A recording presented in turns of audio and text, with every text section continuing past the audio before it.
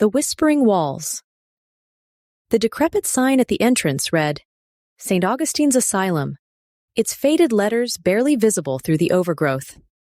Emma, armed with a flashlight and a heart full of trepidation, stepped through the rusted gate. The rumors of strange occurrences in the abandoned asylum had drawn her here, a curiosity she could no longer ignore. As she approached the front door, it creaked open on its own. Emma's heart raced, but she steadied her breath and stepped inside. The air was heavy with the scent of mildew and decay. She shone her flashlight across the entryway, revealing peeling wallpaper and scattered debris. A faint, almost imperceptible whisper seemed to emanate from the walls, sending chills down her spine. Venturing deeper into the asylum, Emma found the once grand lobby now a ghost of its former self.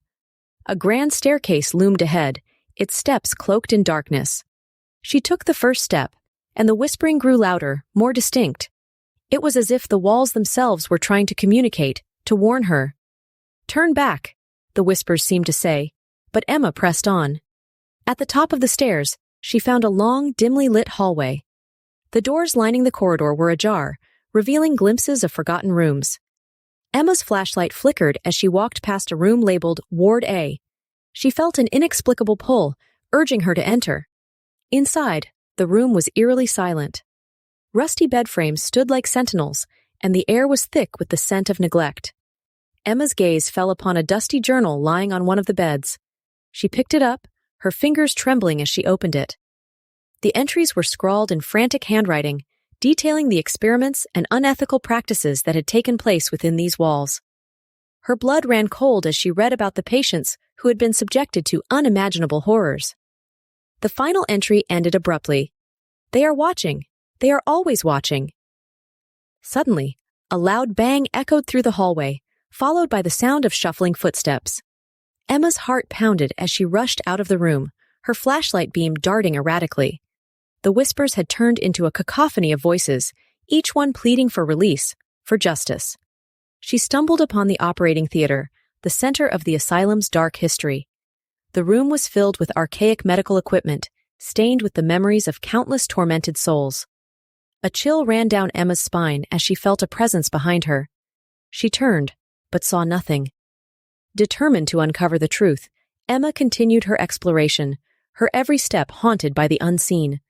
She found herself in the basement, where the most dangerous patients had been kept. The whispers were deafening now, echoing off the cold, damp walls. In the deepest corner of the basement, Emma discovered a hidden door. With a deep breath, she pushed it open, revealing a small room filled with old files and photographs.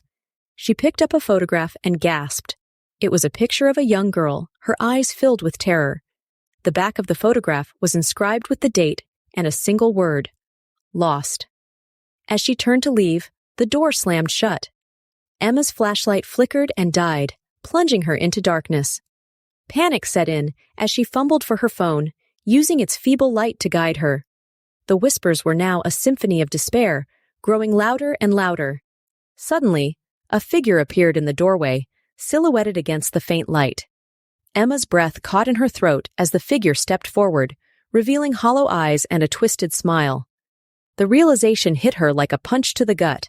The asylum was not abandoned. It was inhabited by the tortured souls of the patients, forever trapped in their torment. Emma tried to scream, but no sound escaped her lips. The figure reached out, and everything went black. Days later, a search party found Emma's flashlight and phone near the entrance of St. Augustine's Asylum. There was no sign of her, only the lingering whispers of the walls, now joined by a new voice, pleading for release, for justice.